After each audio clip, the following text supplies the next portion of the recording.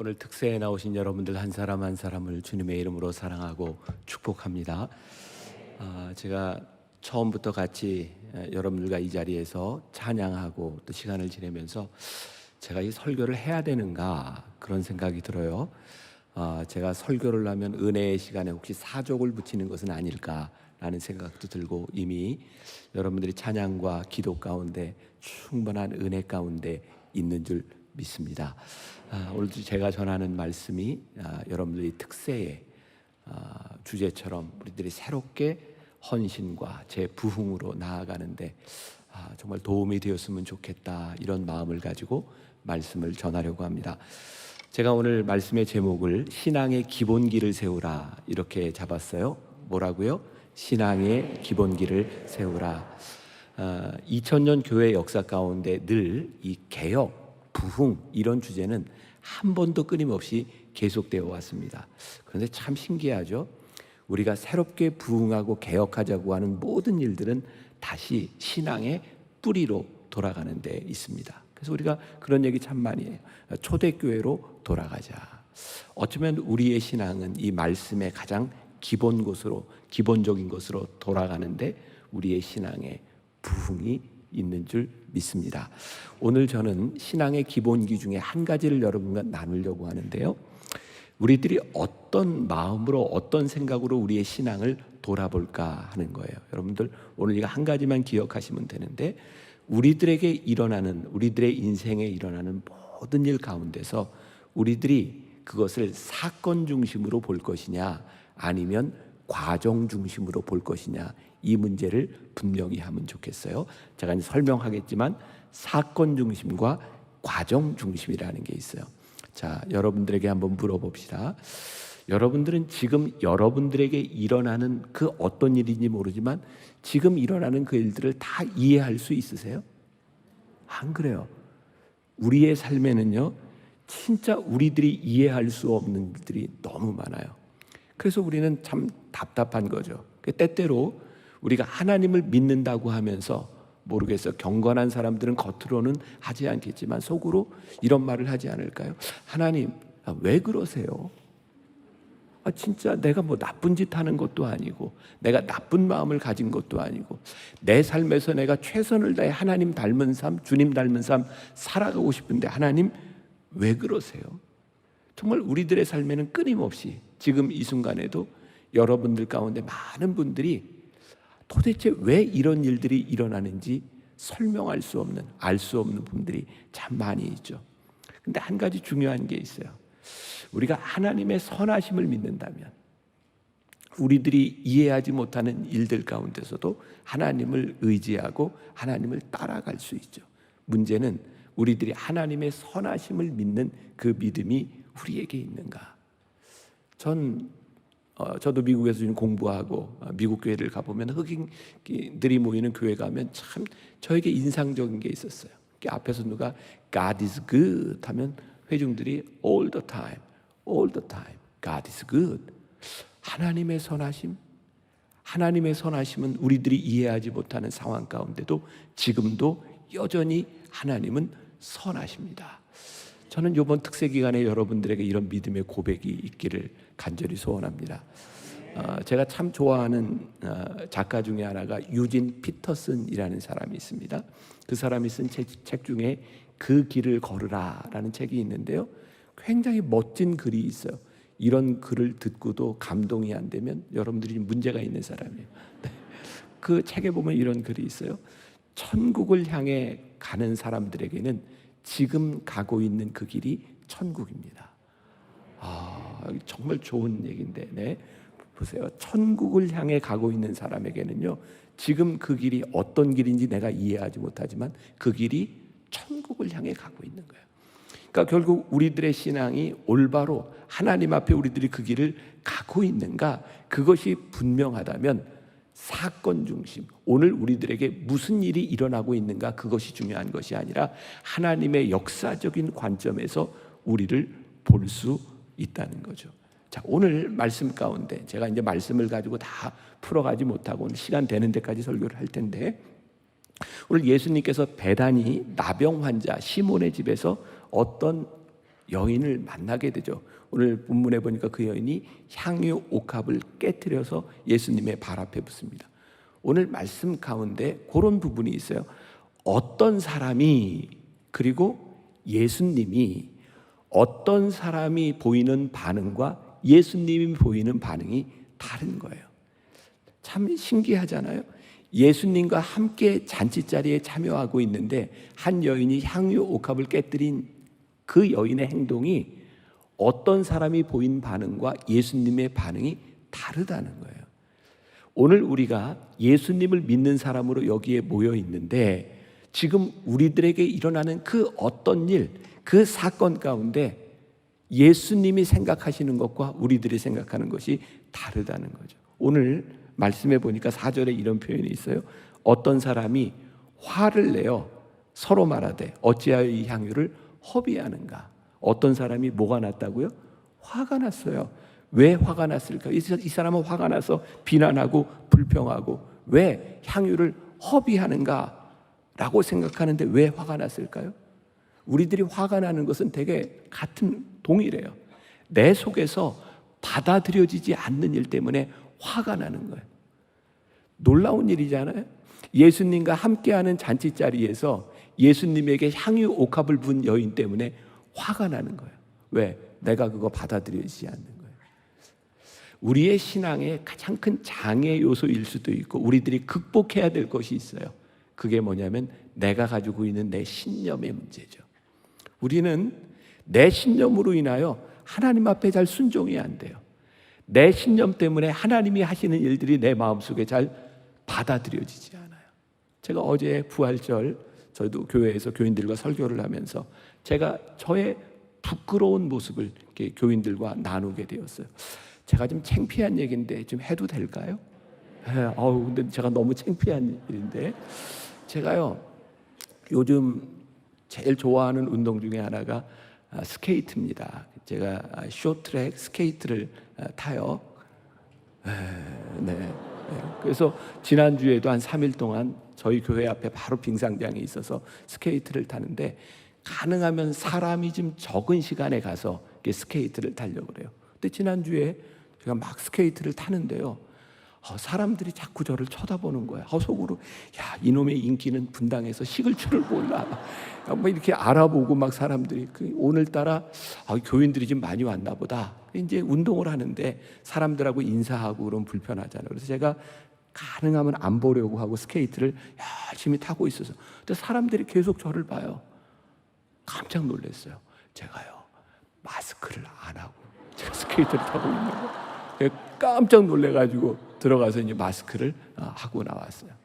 또 하나 일이 생각나는 게 있었어요. 수년 전인데 제가 우리 교회 목회자들하고 야구장에 가서 잠실 야구장에서 앞에서 만나자. 그리고 이제 야구를 이제 관람하려고 하는데 아무 생각 없이 예약을 했는데 그 야구장에 딱 도착해 보니까 그날이 오래됐죠. 세월호 일주기 때였어요. 그러니까 고민이 되는 거예요. 아니 야구장 앞에까지 왔는데 이거 야구장을 들어가야 되나 말아야 되나. 그리고 나름 저도 어떻게 보면 목사로서 공인이잖아요. 그런데 야구장에서 야구를 보는 모습이 세월호 일주기 때 이거 혹시라도 중계 화면에 잡히거나 그러면 덕스럽지 않은 거예요. 또 고민을 하다가 어떻게 결론을 맺었냐면 여기까지 왔는데 그냥 우리 들어가서 조용히 그냥 야구만 관람하고 나오자. 그래서 저도 야구장에 가서 혹시라도 화면에 잡힐까 봐 모자를 이렇게 딱 눌러 쓰고 야구를 이렇게 보고 있는데 글쎄 누가 앞에서 계속 제 사진을 저를 찍는 거예요. 그래서 막 이렇게도 가리고 막 이렇게도 가리고 하는데 계속 찍어요. 그래서 뒤에 살짝 돌아가서 왜 찍나 이러고 봤더니 이 사람이 셀카를 찍고 있는 거예요. 여러분 그 순간에요 제가 되게 창피한 거예요. 저 사람이 나를 찍고 있다고 생각했는데 제가 스케이트를 탈 때 나를 알아보고 있다고 생각했는데 굉장히 부끄럽고 창피하더라고요. 근데 여러분들 이런 일들이 우리들의 삶에서 비일비재하게 일어나는 일들이에요. 나중심적인, 이기적인, 개인적인 우리의 삶이 나 중심으로 돌아갈 때 이 일들이 우리들에게 객관적인 사실이나 하나님의 역사나 우리들이 보아야 될 것을 보게 하지 못하고 내 생각과 나 중심적인 것 때문에 우리들의 삶에 참 얼굴 두기 힘든 일들도 참 많이 있는 것 같아요. 우리가 하나님을 믿는다고 하면서 우리들의 생각은 늘 자기중심적이에요. 내 생각을 벗어나지 못해요. 하나님의 역사가 보이지 않는 거예요. 오늘 나병 환자 시몬의 집에서 예수님께서 잔치를 베풀고 있을 때 내 생각, 내 관점, 야 이게 내가 이해가 되지 않아. 이거 왜 허비하는 거야? 그리고 화가 나는 거예요. 우리들이 하나님을 믿고 신앙생활을 하는데 왜 우리들에게 자꾸 화가 나는가? 가만히 보면 그것이 믿음의 눈으로 보는 것이 아니라 지극히 종교적인 눈으로 우리의 신앙을 바라볼 때가 많은 거예요. 저는 여러분들에게 이 구분도 굉장히 필요한 일이라고 생각하거든요. 종교적인 것과 믿음을 가진 신앙적인 것은 다른 것 같아요. 여러분 성경에 보니까 예수님과 끊임없는 갈등의 대척점에 섰던 사람들이 누구냐면 종교인들이었어요. 그들은 신앙의 눈으로 보려고 하는 것이 아니라 종교적인 눈으로, 종교적인 관습으로 보니까 이해할 수 없는 일들이 참 많은 거예요. 종교적인 눈으로 보면 저 향유 옥합을 가지고 가난한 사람을 돕는 것이 옳은 일이에요. 종교적으로 볼 때 우리들이 어떤 신앙생활을 하는가, 우리들에게 나타나는 표면적인 것들이 굉장히 중요한 거예요. 근데 오늘 예수님과 이 종교인들 사이의 관점의 차이는 뭘까요? 예수님은 하나님 아버지의 마음으로 주님의 눈으로 이 여인을 보고 있는 거예요. 왜 이 향유옥합을 허비하는가, 왜 깨뜨린가, 이 사실에 주목한 것이 아니라 우리 주님은 이 여인이 주님께 대한 어떤 사랑을 가지고 어떤 마음으로 이 행동을 하고 있는가를 보고 계신 거예요. 그리고 그 여인이 그 마음속에 주님을 바라보는 그 어떤 마음으로 하는 행동을 보니 이 여인이 그냥 깨서 허비하는 것이 아니라, 여러분, 어려운 사람을 돕지 않아도 된다 이런 차원의 문제가 아니라 이 여인이 하고 있는 이 일이 얼마나 귀한지를 우리 주님이 보고 계신 거예요. 저는 우리 신앙인들에게 요즘 참 중요한 일이 있다고 생각해요. 우리의 신앙이 언제부턴가 종교적이 되면요, 우리는 우리의 신앙의 선을 딱 그어놔요. 요거 지켜야 돼. 진짜 우리의 신앙이, 우리의 믿음이, 우리들이 하나님 앞에 은혜 받은 삶을 살아간다고 하는 것은 더 이상 내가 그어놓은 선이 아니라 주님의 마음, 하나님의 마음이 우리 가운데 보이기 시작할 때 그 마음에 우리들이 반응하는 거죠. 저는 요즘 그런 설교를 제일 많이 합니다. 하나님, 우리가 가지고 있는 우리의 신앙의 기준이 아니라 하나님의 마음이 우리 가운데 보이게 하여 주옵소서. 언제부터인가 우리들이 딱딱하게 굳어져서 예수님께서 사두개인들과 바리새인들을 향해서 이 회칠한 무덤과 같은 자들아, 독사의 자식들아 말씀하셨던 그 질책이 우리를 향하고 있는 것은 아닌가. 이번 특세 오늘 새벽 첫 시간인데 이 한 주간을 지나는 동안 성령께서 하나님의 말씀이 여러분들의 마음을 녹여주시기를 간절히 소원합니다. 하나님의 마음이 내게 보이게 하여 주옵소서. 제가 한 가지 예를 들어볼게요.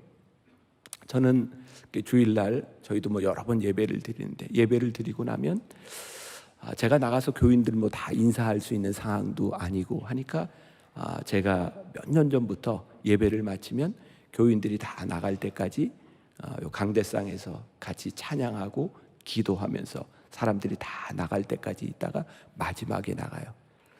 그게 어느 날이었는데 제가 이렇게 현관으로 걸어 나가는데 의자 맨 뒤에 어떤 청년이 저를 보고 이런 얘기를 하는 거예요. 목사님, 저 살고 싶어요. 어떤 내용인지도 모르고 제가 처음 보는 청년이었어요. 그냥 제가 안고 기도했어요. 하나님, 살려주세요. 많은 고민을 가지고 찾아온 거죠. 그리고 저는 또 이제 사무실을 올라갔고 다음 예배를 인도하기 위해서 엘리베이터를 타고 내려오는데 그 청년이 엘리베이터 안에 있어요. 여러 사람이 엘리베이터 같이 타고 있었는데 이 청년이 이렇게 입을 가리고 있어요. 가만히 보니까 술 냄새가 나는 거예요. 제가 그 청년한테 그랬어요. 손 내려, 괜찮아. 근데 이 청년이 저에게 이렇게 묻는 거예요. 목사님, 술 먹고 교회 와도 되나요? 여러분들에게 물어봅시다. 술 먹고 교회 와도 돼요? 그때 제가 그 청년에게 뭐라고 얘기했냐면, 괜찮아. 술 먹고 와도 괜찮아. 우리들이 가지고 있는 우리의 선, 우리의 종교적 기준에 의하면 술을 먹고 교회 오는 건 안 돼요. 어떻게 술 먹고 예배를 드릴 수 있어요? 그런데 그 청년이 어떤 상황이었는지 모르지만, 그 청년이 누구였는지 모르지만 저 살고 싶어요 하는 그 마음을 가진 그 청년이 술을 먹고 교회에 왔을 때 우리 하나님 아버지는 어떤 마음으로 그 청년을 대하실까? 우리 주님 같으면 괜찮아, 그리고 안아주셨을 것 같아요. 우리들이 종교적인 눈으로 보는가, 하나님 아버지의 마음으로 보는가라고 하는 것은 우리의 행동을 완전히 다르게 만드는 것이죠. 언제부터인가 우리들에게 하나님의 마음이 보이지 아니하고 내가 종교적인 내 선을 가지고 내 판단과 내 이념, 내가 가지고 있는 가치관을 가지고 살아간다면 언제부터인가 우리들에게 하나님의 모습이 보이지 않는 거예요. 예수님은 이 향유 옥합을 깨뜨린 여인이 어떤 마음으로 왜 지금 이 향유 옥합을 깨뜨리고 있는지 그 여인의 마음을 보기를 원하셨던 거죠. 가만히 생각해 보세요. 오늘 우리들에게 어떤 일이 일어나고 있는가, 그것이 내 기준이 아니라 하나님의 마음으로 우리들이 보기 시작한다면 우리들의 삶에 달라질 수 있는 새로운 일들이 얼마나 많이 있을까요? 저는 우리의 신앙의 지경, 우리의 신앙이 넓어지는 그 핵심이에요. 우리들이 하나님 아버지의 마음과 눈으로 우리들에게 일어나는 이 사건들을 볼 수 있느냐. 자, 오늘 본문 말씀 6절에 보니까 예수님께서 이렇게 말씀하세요. 가만두어라. 너희가 어찌하여 그를 괴롭게 하느냐. 그가 내게 좋은 일을 하였도다. 이 여인이 하는 일에 대하여 어떤 사람들은 화가 났는데 예수님이 지금 뭐라고 하세요? 가만두어라. 그 여인이 나에게 좋은 일을 하였도다. 우리들에게 하나님 아버지의 눈이, 하나님 아버지의 마음이 보이기 시작한다면, 지금 우리들에게 일어나는 일 가운데 어떤 사건, 그것이 우리를 일희일비하게 만드는 것이 아니라 우리를 구원하시는 구원의 십자가 과정 가운데서 오늘 우리들에게 일어나는 일을 볼 수 있다면 우리는 훨씬 더 다른 반응을 보일 수 있지 않을까. 저는 개인적으로 이 징검다리라는 말을 참 좋아합니다. 징검다리 건너보셨어요? 네, 돌이 있어요. 하나하나 밟고 지나. 생각해보면 이 돌 하나 아무것도 아닌 것 같은데요, 이 돌 하나 빠지면 건너갈 수 없는 게 징검다리예요. 우리들의 인생에 참 하찮은 것 같은데 하나님의 계획 속에 우리의 인생을 놓으셨어. 나라고 하는 인생이 참 별 볼 일 없는 것 같은데 하나님의 거대한 역사 가운데 하나님이 나를 놓으셨어. 징검다리, 그 돌 하나 아무것도 아닌 것 같은데 하나님의 역사 속에 놓여진 내 인생을 보기 시작할 때 내 인생이 놀라운 의미를 가지기 시작해요. 자, 여러분들의 삶에 고백할 수 있는 일이 참 많아질 것 같아요. 제가 지금 목회하고 있는 만나교회, 벌써 40년 전이죠. 만나교회가 처음 사실은 이 강남에서 개척교회로 시작했어요. 돌아가신 저희 아버님 개척교회로 시작하신 교회예요. 고등학교 시절에 이 만나교회 처음 이 강남 땅에서 개척 예배를 드릴 때 저희 아버님이 저희 사남매, 저희 형, 누나, 제 여동생 불러놓고 아버지가 꼭 한번 개척을 하고 싶은데 우리 다 같이 기도해보자. 그리고 성전에서 온 식구가 철야 기도를 했어요. 그리고 내린 결론이 우리가 그렇게 했겠네. 아버지, 개척 나가세요. 우리 형제들이 아버님 도와서 열심히 할게요. 분명히 기도의 응답을 받고 시작한 개척교회라고 생각을 했는데 그 교회가 정말 빨리 부흥했어요. 그리고 교회를 만나교회라고 이름을 짓고 그 옛날 교회 버스도 사고 교회가 막 부흥하려고 하는데 개척할 때 개척 멤버로 있던 이전의 사람들이 교회가 막 부흥하니까 갑자기 이 사람들이 나중에 들어온 사람 만나교회 다 나가라는 거예요. 아니 세상에. 그래서 교인들 중에 몇 사람이, 저는 그런 험한 꼴을 봐서 저희 아버님이 강단에 올라가려고 하는데 교인들이 설교하지 못하게 잡고 있는 그런 일들을 경험했어요. 아니 어떻게 이런 일들이 일어날 수 있어요? 나쁜 짓 하려고 한 것도 아니고, 아니 개척해서 교회가 부흥하고 있는데 하나님 어떻게 이런 일이 일어날 수 있어요? 그래서 대부분의 사람들이 다 쫓겨났어요. 그래서 만나교회가 시작한 게 잠실 벌판의 천막교회로 시작한 게 만나교회였어요. 역사가 40년이 흘러서 창립 기념일 때마다 저는 그 이야기를 나와요. 그 순간 우리들이 쫓겨날 때 이 상황을 우리들이 뭘로 설명할 수 있겠습니까? 이 억울함을 우리들이 어떻게 표현할 수 있겠습니까? 이 교회의 문제뿐만 아니라 여러분들의 삶에 지금 이 순간이 너무 억울하고 하나님 살아계시다면 이러실 수 없는 것 아닙니까? 우리들이 항변할 수 있는 일들이 얼마나 많이 있어요. 그런데요, 시간이 흘러놓고 보니까 그런 고백이 있는 거예요. 그때 우리가 거기서 쫓겨나지 않았더라면 지금 우리의 신앙 공동체는 존재하지 않았을 거예요. 지금 여러분들이 겪고 있는 그 어려움과 고난의 시간들이 조금 시간을 지나놓고 보면 하나님께서 그때 그렇게 우리를 몰아가시지 않았다면 지금 나는 존재하지 않았을 거예요. 지금 우리들에게 일어나고 있는 그 일이 무엇인가 보다 더 중요한 것이 하나님이 우리를 어떻게 인도해 가고 계시는가. 그게 우리들 눈에 들어오기 시작할 때에 우리가 진정한 믿음의 삶을 살게 되는 거예요. 자, 오늘 본문 말씀 6절과 7절을 제가 다시 읽어드려요. 예수께서 이르시되 가만두어라. 너희가 어찌하여 그를 괴롭게 하느냐. 그는 내게 좋은 일을 하였느니라. 가난한 자들은 항상 너희와 함께 있으니 아무 때라도 원하는 대로 도울 수 있거니와 나는 너희와 항상 함께 있지 아니하니라. 예수님은 지금 뭘 보고 계세요? 지금 이것이 선인가 악인가에 대한 문제, 공의에 대한 문제를 넘어서 하나님이 이루시는 놀라운 십자가의 길을 이 여인이 예비하고 있는 것을 주님이 보게 하신 거예요. 여기는 되게 이제 조금 어리고 젊은 사람들이 올라와 있네요. 몇 사람 빼고, 네, 이렇게, 네. 우리 젊은이들, 아이들 제일 힘들어하는 것 중에 하나가 굉장히 신앙생활을 잘하는 것처럼 보이는 어른들의 모습 때문에 실망할 때가 많이 있어요. 어리고 젊은 사람들의 눈에 저분이 어쩌면 저렇게 위선적인가, 어쩌면 저렇게 독선적인가 라는 생각이 들 때가 많이 있어요. 여러분, 위선은 뭔지 아세요? 우리들이 신앙생활을 하는데 하나님 앞에서 우리들이 신앙생활을 올바로 해야 되는데 사람들 앞에서 내 신앙의 모습을 유지하려고 하죠. 그게 어떤 사람이었어요? 사두개인, 바리새인, 제사장들. 사람 앞에서 내 신앙을 보이려고 하는 것, 그것을 위선이라 그러죠. 위선. 독선은 뭔지 아세요? 하나님 앞에서 나는 신앙생활을 잘 하면 돼. 그래서 다른 사람 신경을 안 써요. 다른 사람이 상처를 받든 어쨌든 나는 이거 지키면 돼. 독선이에요. 우리들이 하나님 앞에서 신앙생활을 하는데 하나님 앞에서 하나님의 마음이 우리 가운데 없으면 우리의 신앙이 위선이 되든 독선이 되든 얼마나 이 일들이 무서운지 몰라요. 저는 우리 사랑의 교회, 우리 젊은이들 많은 교회죠.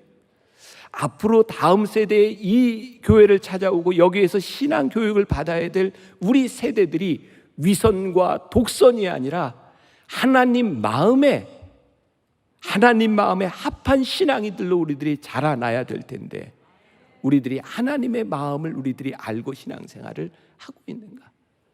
저는 우리들이 하나님 앞에서 버려야 될 것도 참 많이 있다고 생각해요. 우리가 하나님을 진정으로 믿으며 하나님의 마음이 우리 가운데 들어올 때 우리들이 우리의 생각을 포기해야 될 것도 참 많다고 생각해요. 다시 처음으로 돌아가면 우리를 화나게 하는 일이 뭐냐면 내 기준에서 보니까 화가 나는 거예요. 제가 재밌는 예를 하나 들어드릴까요? 몇 사람밖에 원하시질 않네요. 네. 제가 미국에서 공부를 하고 들어와서 처음 사역을 한 게 만나교회에서 청년 사역을 했어요. 그때 정말 청년 사역을 할 때 정말 가슴이 뛰고 그리고 제가 청년 사역을 하면서 이게 어떻게 청년들하고 잘 할 수 있을까? 뭐 누구나 청년 사역자들이면 그런 고민을 하게. 제가 만나교회에 들어와서 청년 사역을 할 때도 보편적인 일반 교회, 그게 벌써 한 25년 전이에요. 되게 일반적으로 교회 청년들이 그 당시에 보면 이게 교사를 하고 뭐 찬양대를 하고 그리고 이제 점심을 먹고 제가 있던 교회는 그리고 난 다음에 청년 예배를 드렸어요. 그러니까 제가 처음 청년 예배를 드리려고 이렇게 인도하러 들어갔는데 이게 예배를 인도할 분위기가 아니에요. 교사하고 찬양대하고 밥 먹고 왔으니까 아이들이 다 녹초가 돼가지고 졸아요. 이건 뭐 어떻게 설교를 할 수 있는 예배를 드릴 수 있는 분위기가 아니었어요.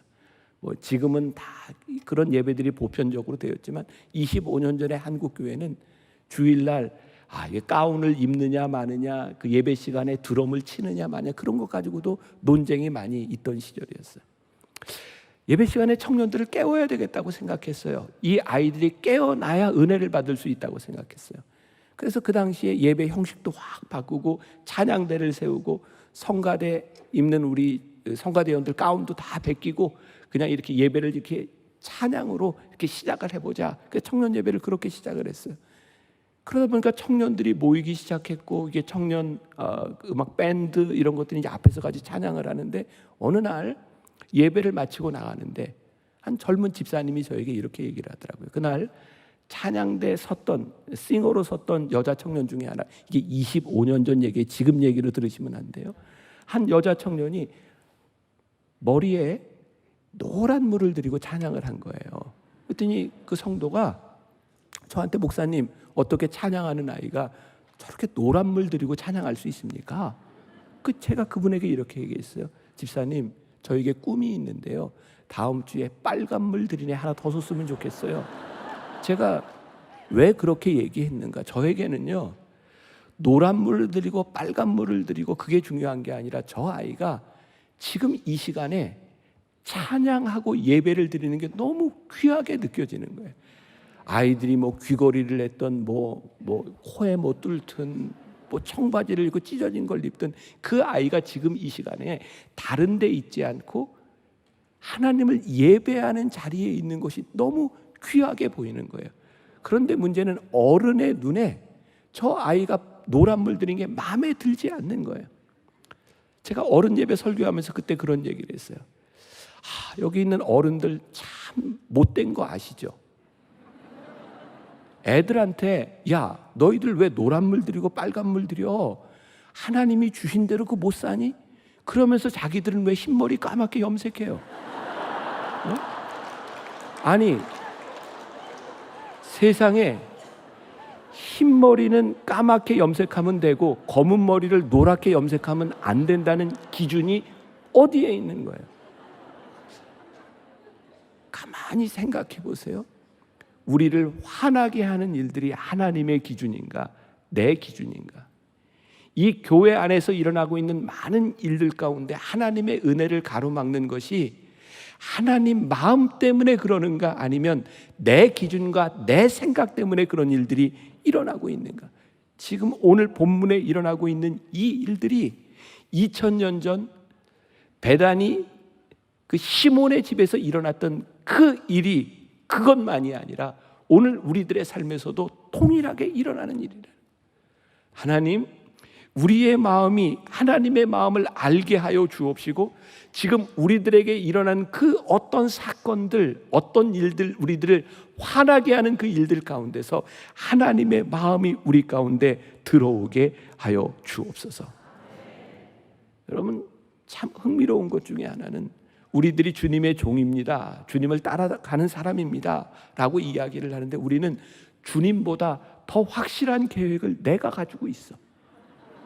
그러니까 때로 예수님이 깜짝깜짝 놀라. 야, 참 우리가 우리 계획을 너무 확실하게 갖고 있으면 우리의 삶의 주인이신 주님이 놀랄 수밖에 없는.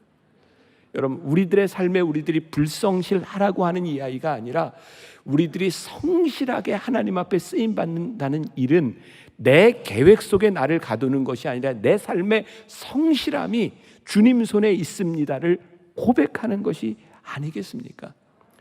주인이 너무 분명하게 자기 일을 하면 주인이 할 일이 없는 거예요. 우리들의 삶의 주권이 주님께 있음을 인정하기 시작할 때 주님께서 우리를 통해 일하시고 역사할 수 있는 것이 아닐까요?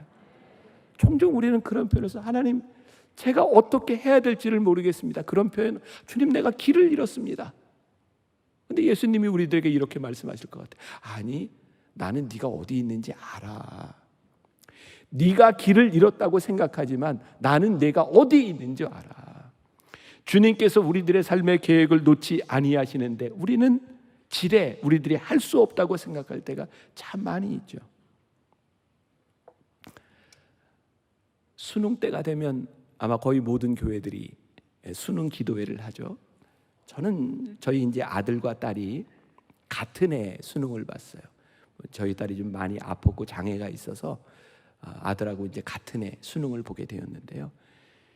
참 이 목사가요, 수능 기도에 인도하는데 우리 애들 시험 볼 때하고 우리 애들 시험 안 볼 때하고 마음이 좀 다르더라고요. 그날은 이렇게 좀 간절하게 이렇게 이제 예배도 인도하고 말씀도 전하는데 보니까 모든 엄마들이 다 그렇게 동일하게 간절하게 기도해요.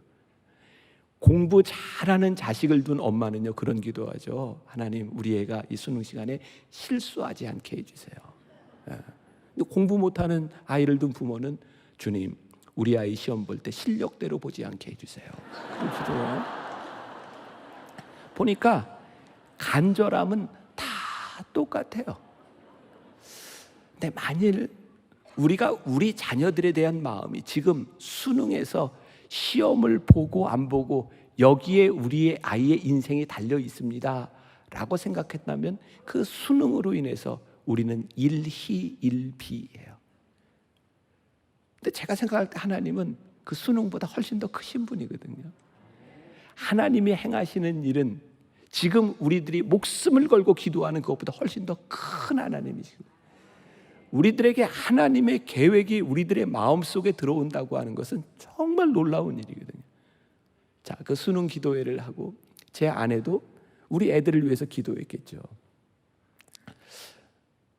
제 아내가 기도하는데 환상을 봤습니다. 우리 아들을 위해서 기도하는데 수능 기도하는데 환상을 봤는데 무슨 환상을 봤냐면 독수리를 봤어요. 어느 학교 가겠다? 뭐 대개 독수리 뭐 이런 거 있잖아요. 근데 우리 아들이요, 그 당시에 이제 분당에서 문과에서 전교 1등하고 뭐 이랬으니까 뭐 그 환상해 보이는 학교, 그거 충분히 갈 수 있는 학교였어요. 근데 수능 보는데 이놈이 정시로 가는데 이게 보니까 수능은 한 문제만 틀려도 이 등급이 이렇게 갈려가지고, 아니 분명히 우리 집 사람이 독수리를 봤는데 독수리에 떨어진 거예요. 아니, 이게 어떻게 이게 하나님 환상 보여주셨는데. 그래서 우리 아이가 지금은 이제 목사가 됐어요. 떨어지고 나서요, 제가 그냥 그렇게 얘기를 했어요. 야, 아들아, 또 대학 떨어졌는데 재수하는 것도 좋은데 아빠가 이렇게 목회를 하면서 이렇게 영어를 조금 잘했으면 좋겠다 생각할 때가 많았는데 너 미국으로 가면 어떻겠니? 그래서 그냥 바로 SAT 보고 토플 시험 봤는데 점수가 좀 잘 나왔어요. 그래서 4년 장학금을 받고 이제 시카고로 갔는데 거기서 1년을 공부하는 동안 자기가 원하는 좀 좋은 학교를 가고 싶었어요. 다시 시험을 보고 이제 어플라이를 해서 갔어요. 제가 우리 아들 졸업식 때요, 처음으로 이제 아이 학교에 가봤어요. 우리 집사람하고 저 깜짝 놀랐어요. 그 미국 학교의 문장이 독수리예요. 우리 집사람이 봤던 독수리가 한국 독수리가 아니라 미국 독수리를 봤어요. 누군가는 이게 우연이라고 생각할지 모르지만 하나님께서 우리를 이끌어 가시는 그 일들에 우리들의 판단을 가지고 생각할 때가 참 많이 있다는 거예요. 그때 제 아내하고 저는 이렇게 쫙 전율 같은 게, 우리가 몰랐구나. 우리의 인생에는요, 우리가 이해하지 못하는, 우리가 모르는 일들이 참 많습니다. 근데 우리는 어떤 고백을 해요?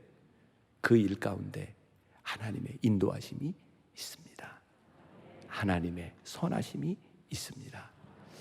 제가 굉장히 좋아하는, 개인적으로 제일 좋아하는 말씀 가운데 하나가 롬8 28이에요. 아세요? 롬8 28, 로마서 8장 28절.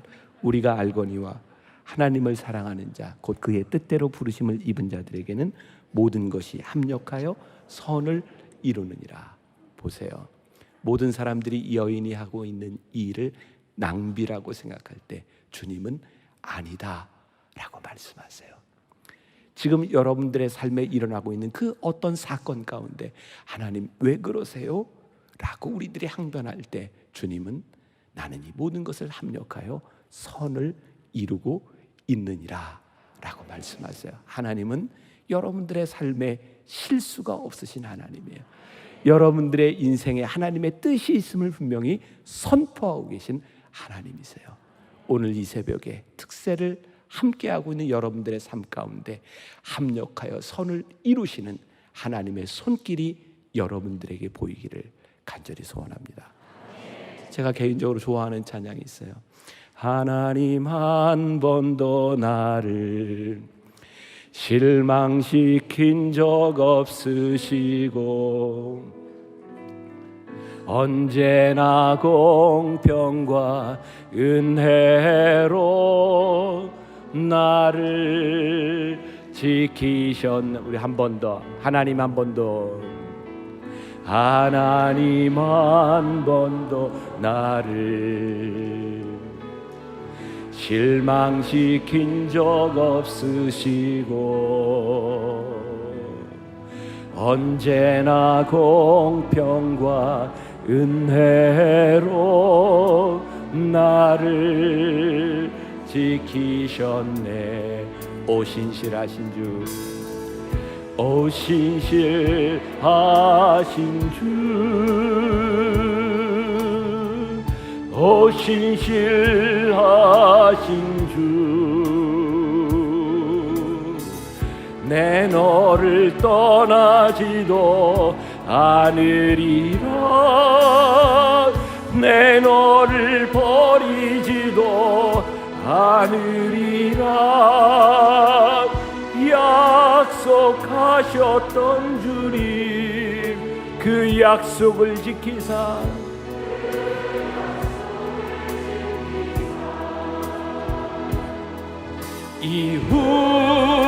이후로도 영원토록 나를 지키시리라 확신하네. 오 신실하신 주, 오 신실하신 주, 오 신실하신 주, 오 신실하신 주, 내 너를 떠나지도 않으리라, 내 너를 버리지도 않으리라. 약속하셨던 주님, 그 약속을 지키사 이후로도 영원토록 나를 지키시리라 확신하네. 아멘. 기도하겠습니다. 하나님, 오늘 하나님 앞에 예배하는 주의 백성들이 여기 모였습니다. 우리 가운데는 마음이 답답한 사람들이 있습니다. 하나님 왜 이런 일을 행하시는지, 하나님 우리가 이해할 수 없기 때문에 화가 날 때도 있습니다. 그런데 오늘 우리들에게 깨닫게 하신 것이 있습니다. 내가 하나님의 마음을 볼 수 없겠니? 내가 하나님의 마음을 이해하려고 노력할 수 없겠니? 우리를 향한 하나님의 뜻은 내 생각처럼 그렇게 무너지는 것이 아니라 우리를 향한 하나님의 위대한 계획이 있음을 믿습니다. 우리들의 삶에서 하나님의 역사가 나타나게 하여 주옵소서. 예수님의 이름으로 기도했습니다. 아멘.